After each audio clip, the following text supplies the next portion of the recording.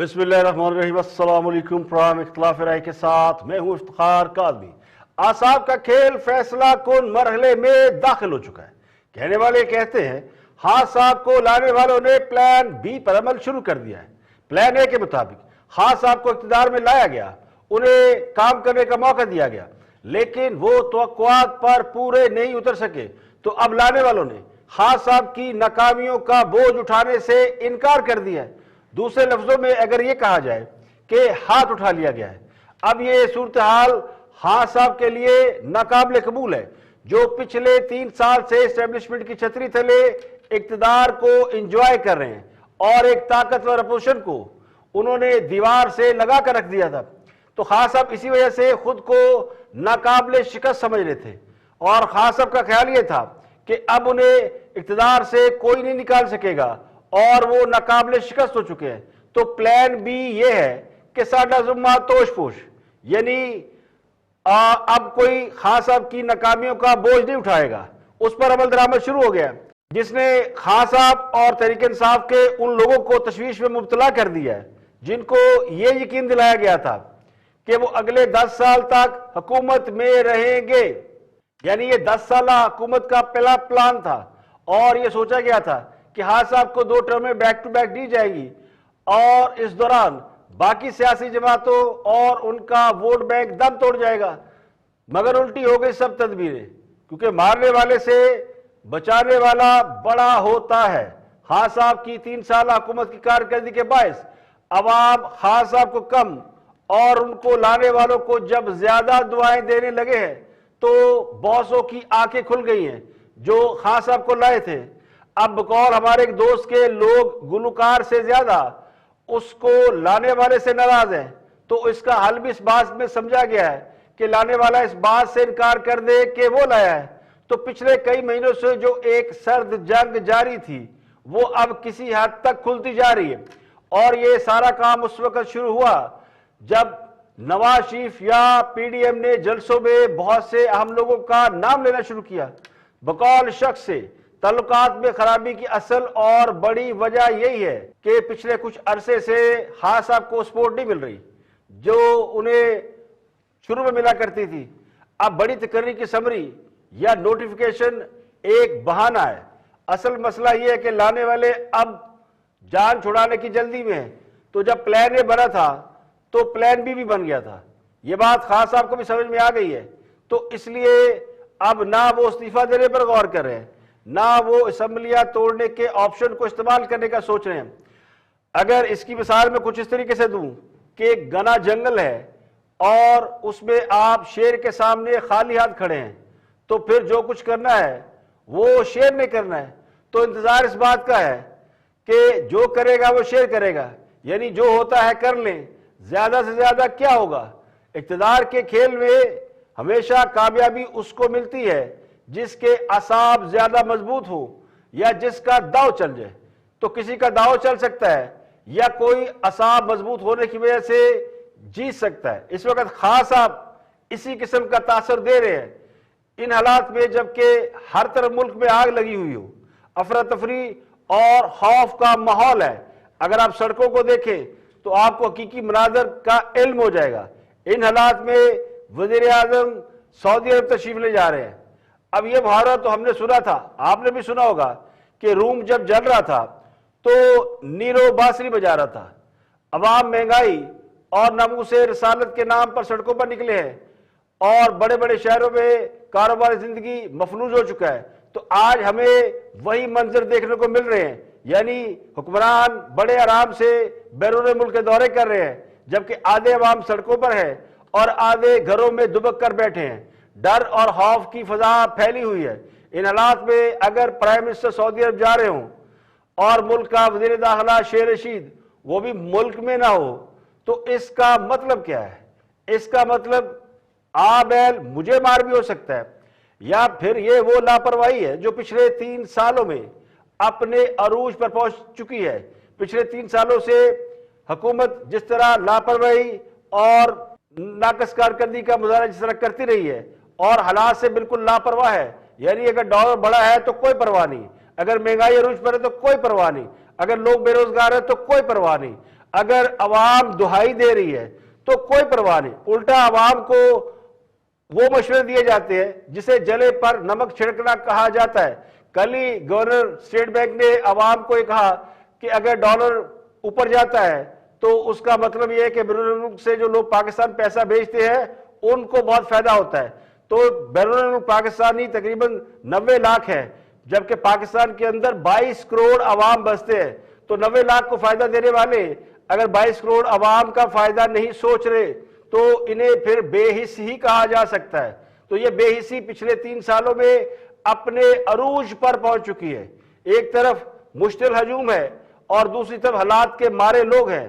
اب حالات کے مارے لوگ سوائے اپنے پہ غصہ اتارنے کے اور کچھ نہیں کر سکتے، اپنی املاک جلاتے ہیں، اپنی چیزوں کے اوپر نقصان کرتے ہیں، پیٹرول پمپ جلا دیا، بینک توڑ دیا، سڑکیں بند کر دی، کاروبار پہیہ جام کر دیا۔ تو یہ ساری چیزیں لوگ غصے اور فرسٹریشن میں کرتے ہیں۔ اب کیا یہ سوچا جا رہا ہے کہ حالات بہت زیادہ خراب ہو جائیں یا اتنے خراب کر دیے جائیں کہ کسی تیسری قوت کو مداخلت کرنی پڑے، یعنی کوئی تیسری قوت آ کر مداخلت کو سنبھالے؟ تو سمجھدار کے لیے اشارہ کافی ہے۔ اگر آپ پاکستان کی سیاسی تاریخ پر نظر ڈالیں تو جس قسم کے حالات میں ماشاء اللہ لگتے رہے ہیں، اگر آپ غور کریں وہ اسی قسم کے حالات ہوتے ہیں جو اس وقت پیدا ہو رہے ہیں۔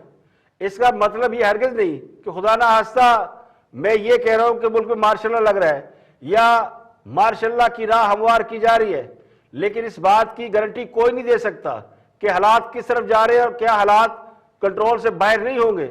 اگر حالات حکومت کے کنٹرول سے باہر نکل گئے تو پھر کون سا آپشن رہ جاتا ہے؟ تو بے شک ابھی حالات اس نہج پر نہیں پہنچے، لیکن اس طرف لے جائے جا رہے ہیں جہاں تیسری قوت اقتدار سنبھال سکتی ہے یا کوئی اور آپشن استعمال کیا جا سکتا ہے۔ اب ہاں صاحب، ہو سکتا ہے یہ کسی جگہ سوچ رہے ہو کہ مجھے سیاسی طور پر شہید کرنا تو کر لے، مجھے ہٹانا تو ہٹانا ہے، ہٹا لے۔ ماضی میں بہت سے لوگ کہتے رہے اوور مائی ڈیڈ باڈی، تو مجھے بالکل اس بات کا علم نہیں ہے کہ خان صاحب کہاں پر سٹینڈ کر رہے ہیں، لیکن اگر وہ ان حالات میں کسی بات کی پرواہ نہیں کر رہے اور بیرون ملک کے دورہ کرنے کے لیے تیار ہے، اور پاکستان میں جو حالات ہیں ان سب کو، یعنی ان حالات میں حکومت کی 2 عام شخصیات کا یوں ملک سے باہر چلے جانا، یہ غیر حاضر ہونا، تو یہ بہت سے سوال پیدا کرتا ہے۔ ایک آدھ نہیں، بہت سے سوال ہے۔ اسے حالات سے فرار کہا جا سکتا ہے، یا پھر میں کہوں گا یہ بے حسی ہے کہ آپ کو پرواہ ہی نہیں ہے کہ ملک میں لوگ مرتے ہیں تو مرتے رہے، روم جلتا رہے، نیرو بانسری بجاتا رہے، اور یہ سب کچھ ان ڈیٹس، ان تاریخوں کے آس پاس ہو رہا ہے جن تاریخوں میں ایک بہت بڑی تقرری کا تنازع ہے، یعنی D G I S I کی تقرری کا نوٹیفیکیشن یا اس کی سمری، اس پر دستخط ہونا ہے یا پرائم منسٹر نے سمری پر دستخط کر کے اس بات کو ویریفائی کرنا ہے جو پریس ریلیز یا فوج کی طرف سے تقریر کی گئی ہے۔ اصولی طور پر اس کی جو ڈیوریشن بتائی جاتی ہے وہ 22 اکتوبر سے 25 اکتوبر تک ہے۔ 22 اکتوبر تک سائن ہونے اور 25 اکتوبر اس کی ڈیڈ لائن ہے، کیونکہ 25 اکتوبر وہ تاریخ بتائی جا رہی ہے دستیاب معلومات کے مطابق جس تاریخ کو کور کمانڈر پشاور کے عہدے کا چارج جنرل فیض حمید نے سنبھالنا ہے۔ اگر پرائم منسٹر ان حالیہ ڈیٹس کے دوران، یعنی اگلے چند گھنٹوں یا چند دنوں کے دوران کوئی فیصلہ نہیں کرتے، اگر کل وہ سعودی عرب جا رہے ہیں تو آج اگر سمری جاری ہوتی ہے تو ٹھیک، اگر نہیں جاری ہوتی تو 2 دن تو سعودی عرب میں رہیں گے، تو پھر بالکل معاملہ نیک آ جائے گا۔ اگر وہ ان تاریخوں کے دوران کوئی فیصلہ نہیں کرتے تو پھر آئی ایس پی آر کے اعلامیے کو تو ریجیکٹ سمجھا جائے گا، مسترد سمجھا جائے گا۔ تو یہی وہ فیصلہ کن اور تشویش کن لمحات ہیں جب معاملات کو آر یا پار ہونا ہے۔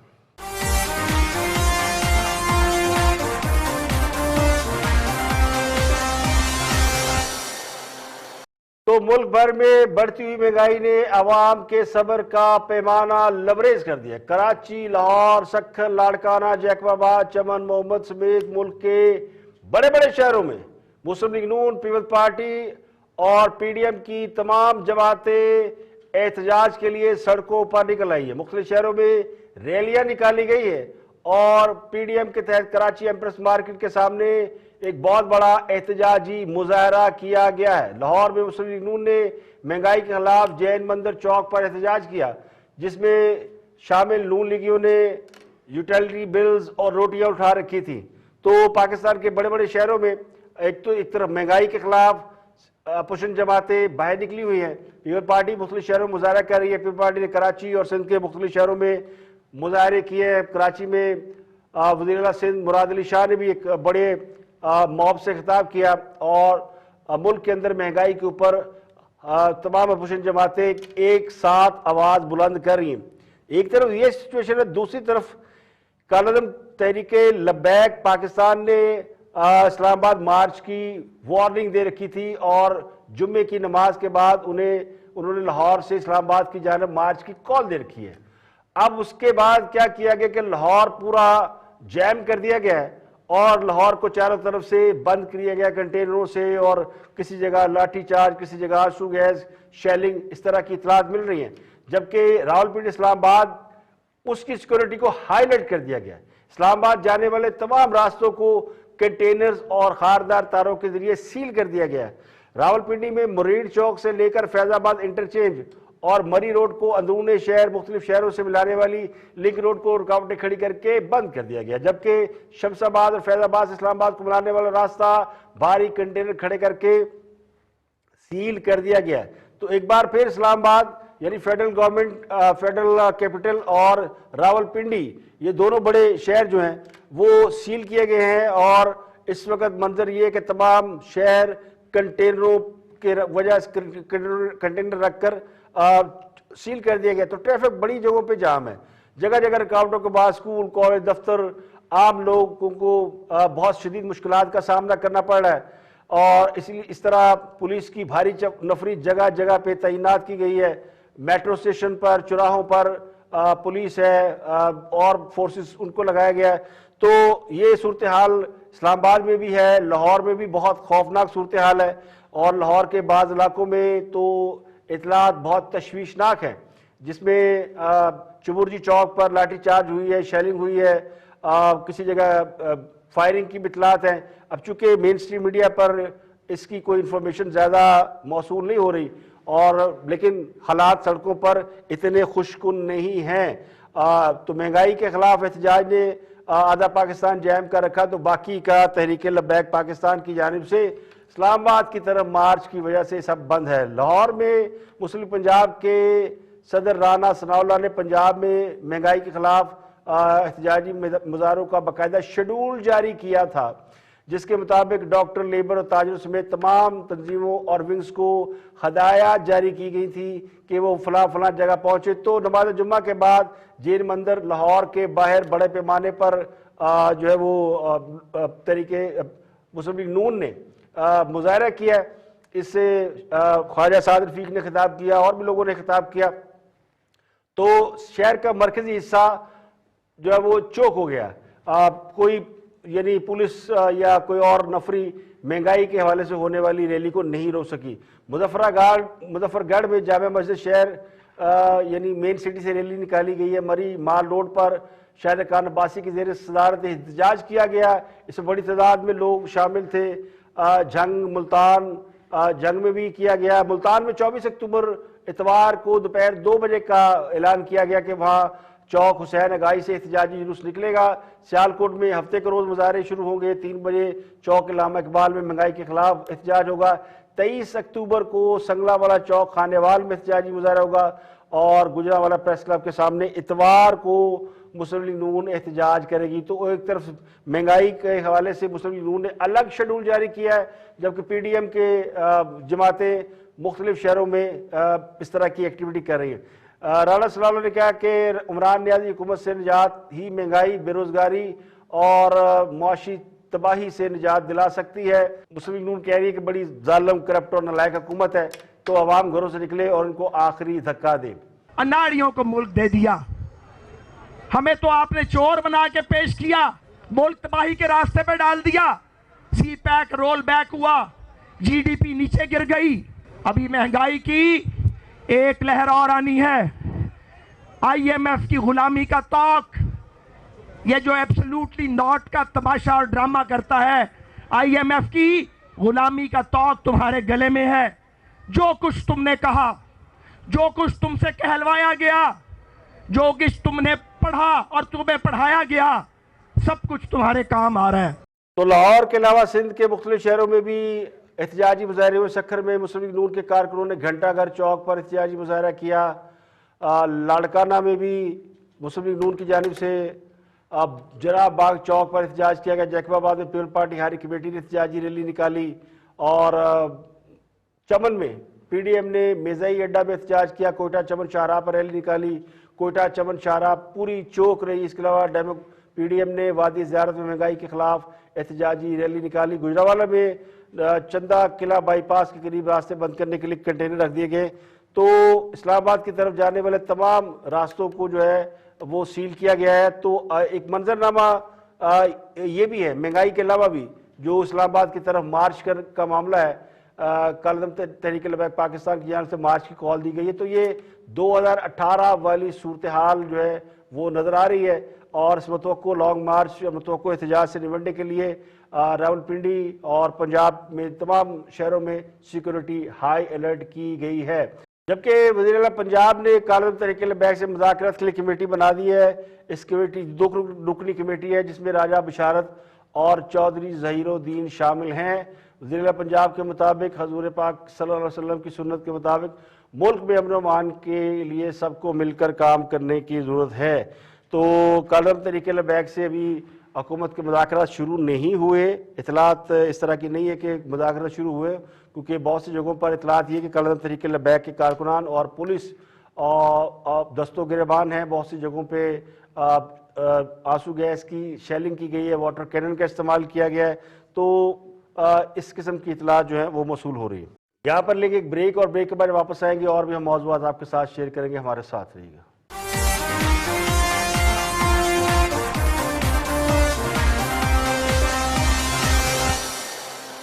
और मुल्क की सूरत हाल और सारे मामले के ऊपर जनरल अमजद शुएब गुफ्तगू कर रहे हैं। देखते हैं कि वो क्या फरमाते हैं। जो हम रियासत मदीना की बात कर रहे थे, मैं समझता हूं कि हमारा कसूर है, सब गलतियां हमारी हैं, हुक्मरानों की नहीं है। हम बेवकूफ तरीन लोग हैं।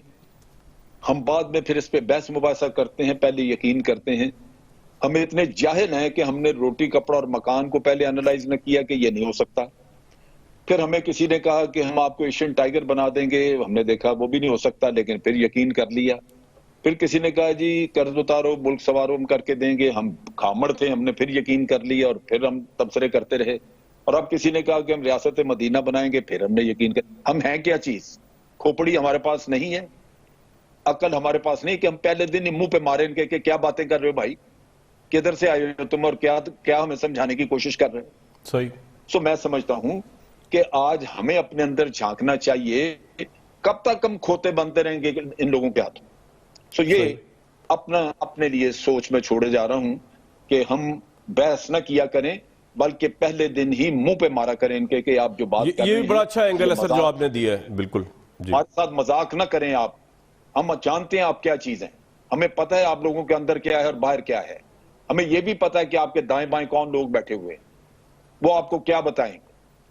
तो मेरा ख्याल है कि सारी बहस वहां पे आके खत्म हो जाती है अगर आप पहले दिन ही इनको इन्हीं के नुक्ते के ऊपर पकड़ के तो इनको खोल के रख दें।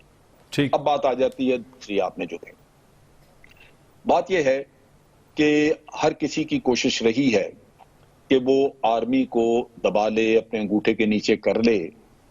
आर्मी की कोशिश रही है, रेजिस्ट करते रहे कि ये कहीं इसमें इतनी इंग्रेस ना हो जाए कि ये पंजाब पुलिस बन जाए।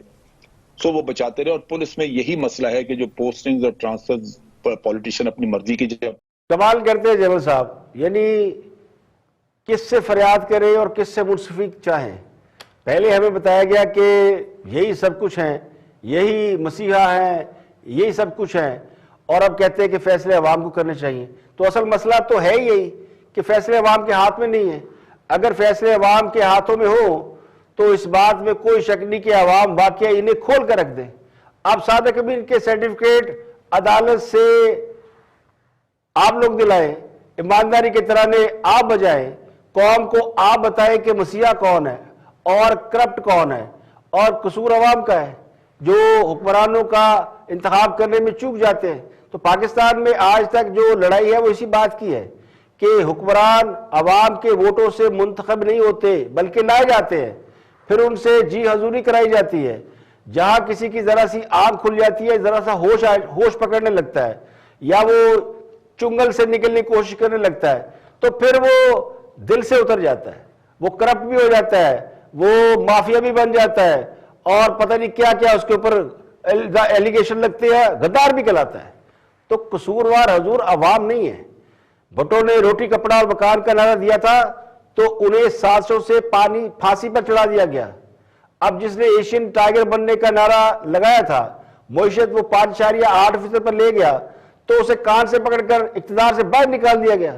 تو جس نے سوائے جھوٹ بولنے کے اور لمبی لمبی چھوڑنے کے اس کے سوا کچھ نہیں کیا, اس کو پوری سپورٹ دی گئی کہ کچھ کر. اب وہ کچھ کر نہیں سکے تو قصور پھر بھی عوام کا ہے. بلے ہوئے شیر ممدہ. اور گفتگو کر رہے ہیں علی نواز اوان, ترجمان ہیں حکومت کے, پرائم منسٹر کے. دیکھتے ہیں کہ وہ بھی کیا فرماتے ہیں. Watch this. یہی ہے میرے دماغ میں بڑی گندی غلط مثال آئی ہے. مثال یہ ہے کہ غلط کہہ رہے ہیں. کسی فلم میں میں نے سنا تھا, میرے دماغ میں اڑک سی گئی ہے. وہ کہتا ہے کہ اگر ایک آدمی رات کو چوری کرتا ہے اور صبح جا کے وہی پیسے غریبوں میں بانٹ دیتا ہے تو اس کو آپ ڈاکو کہیں گے. سن تو لیں کہ ڈاکو کہیں گے یا اس کو مسیحا کہیں گے. پرابلم یہ ہے کہ آپ اگر مہنگائی نہیں کنٹرول کر پا رہے, جو بھی آپ کرنے کی کوشش کریں گے وہ ایک سرٹن سیگمنٹ کے کو تو آپ ریلیف دے سکتے ہیں, لیکن ایک بہت بڑا چانک ہے جو اس ریلیف میں آپ کے سامنے نہیں آئے گا. بہت زبردست سوال کیا, اس کے اندر جواب موجود ہے. کیوں؟ پہلے تو آپ نے مثال غلط دی. اگر یہ آپ مثال دے رہے ہوتے نون لیگ کے بندے کو اور کہتے سولوشن دو, وہ کہتا میں ایون فیلڈ بیچ کے دے دیتا ہوں, بات سمجھ آتی ہے. بٹ ہمارے پاس تو اس طرح کی کوئی چیز نہیں ہے نا. میں کیا بات کرنے کی کوشش کر رہا ہوں کہ آگے کی طرف چلنا کیسے. ہم یہ کہہ رہے ہیں ہمارے پاس جو مسائل ہیں اس کو ہم بروئے کار لاتے ہوئے یہ پیکج لوگوں کے سامنے لے کے جا رہے ہیں. اس میں کیا غلط چیز ہے؟ آپ رابن روڈ کیا نام تھا اس کا, اس کو کمپیئر کر رہے ہیں کہ آپ نے رات کو لوٹا اور صبح جا کے آپ نے لوگوں کو طاقتوروں کو لوٹا. تو ادھر کیا ہے؟ آپ یہ کہہ رہے ہیں کہ جو مولانا فضل الرحمان صاحب ابھی آئے ہیں, آج کی تیسری قسط آئی ہے, اس کو تیسری قسط کہہ رہے ہیں. ہاں تیسری قسط آئی ہے. پیپلز پارٹی جو کہہ رہی ہے, مریم نواز شریف نے جو تقریر کی ہے, یہ تقریریں آپ کے خیال میں لوگوں کو لوگ کیا کہہ رہے ہیں کہ نہیں یار یہ جو علی اوان کہہ رہا ہے, لوگ کیا کہیں گے؟ مہنگائی ہوئی ہے, لوگ کہیں گے ہوئی ہے. آپ مجھے بتائیں, آپ نے طبقات کی بات کی کہ آپ صرف ایک سیگمنٹ کو دینے جا رہے ہیں. کاشف بھائی آپ سوال کیا نا, سنیں, آپ نے کہا ایک طبقے کو دینے چاہ رہے ہیں. ہمارا ایک طبقہ ہے جو سب سے زیادہ پیسہ ہوا ہے, وہ لوگ ہیں جی لگی بندی تنخواہ ہے. مڈل کلاس ماری گئی ہے, کیا بات کر رہا ہوں نا. تو احساس مڈل کلاس کا تھوڑی ہے, احساس تو لوور کلاس کا. ہر اس بندے کو ملے گا. Try to understand. دنیا میں اگر ہمارا احساس پروگرام 5ویں نمبر پہ آیا ہے, اس کی سب سے بڑی وجہ کیا کہ صحیح لوگوں تک پہنچا ہے. ہر وہ بندہ, ہر وہ بلو پاورٹی لائن لوگوں تک ہے نا. Not only below poverty line. Sir آپ اچھا کاشف بھائی میری بات سنیں, تنخواہ والے کو تو نہیں احساس دے رہے. بلو پاورٹی لائن آپ نے سٹینڈرڈ سیٹ کرنا ہے. دیکھیں آپ نے بلو پاورٹی لائن کسی جگہ پہ $2 پر ڈے ہے, $2 پر ڈے ہے, کسی جگہ 2.36 ہے, کسی جگہ 3 ہے.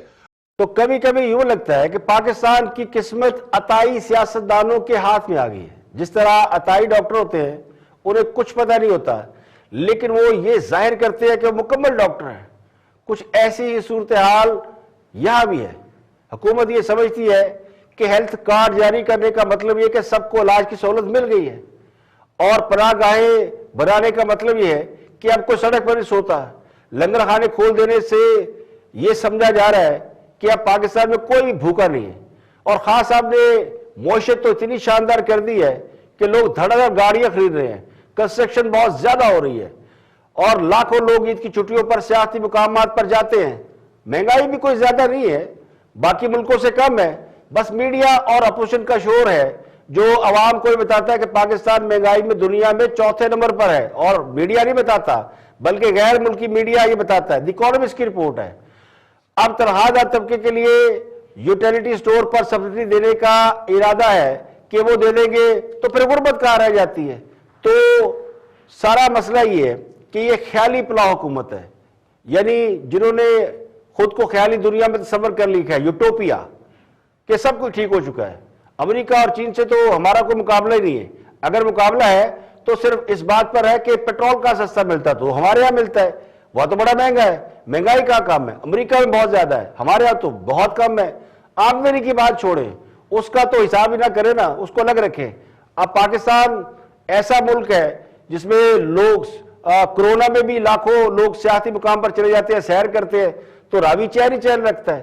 تو میرا گمان ہی ہے کہ جس طرح عطائی ڈاکٹر عوام کے لیے خطرہ ہوتے ہیں اور عوام کی جانوں سے کھیلتے ہیں, اس طرح عطائی سیاستدان یہ وہ سیاستدان ہیں جو مسائل کو سمجھتے نہیں مگر ظاہر یوں کرتے ہیں کہ بہت عقل مند ہیں اور سارے مسئلوں کا حل انہیں معلوم ہے. تو اصل مسئلہ ہماری سیاست میں عطائی سیاستدانوں کی انٹری ہے. کل پھر حاضر ہوں گے اس خبر کے ساتھ کہ چیف الیکشن کمیشن پر الزامات کے حوالے سے آدم سواتی کو پیش ہونے کا حکم دیا گیا ہے کہ نہ پیش ہو کے وضاحت دیں, آپ کی وضاحت قبول نہیں کی جا سکتی. کل آپ سے ملاقات ہوگی دوبارہ. اپنا گردنوا کے لوگوں کا خیال رکھیے.